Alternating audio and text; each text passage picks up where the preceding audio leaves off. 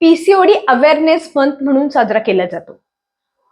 अक्षरशः 11-12 वर्षांच्या मुलींपासून ते 40, 42, 44 वर्षांच्या स्त्रियांपर्यंत हा आजार भयानक त्रासदायक ठरत आहे.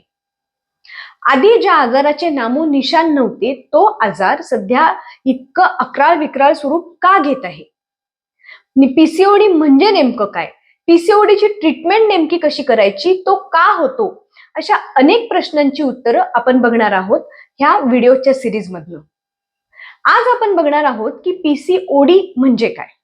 आता ह्याच्यामध्ये पीसीओडी आणि पीसीओएस अशा दोन कन्सेप्ट आहेत, ज्यामध्ये पॉलिसिस्टिक ओव्हरीज हा जो आजार आहे हा पूर्ण शरीरामध्ये पसरला किंवा अनेक सिस्टीम्सवर जेव्हा हा प्रभाव करतो त्यावेळेला ह्याला पॉलिसिस्टिक ओव्हरियन सिंड्रोम असे म्हणतात. आणि ज्या वेळेला तो फक्त रिप्रोडक्टिव्ह सिस्टीम पुरता मर्यादित राहतो त्यावेळेला पीसीओडी म्हणजे पॉलिसिस्टिक ओव्हरियन डिसीज असे म्हणतात. तर आज आपण बघणार आहोत की पीसीओडी म्हणजे नेमकं काय.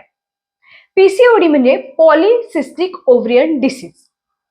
तर पॉली म्हणजे अनेक, सिस्टिक म्हणजे सिस्ट म्हणजे गाठी आणि ओव्हरी म्हणजे अंडाशय.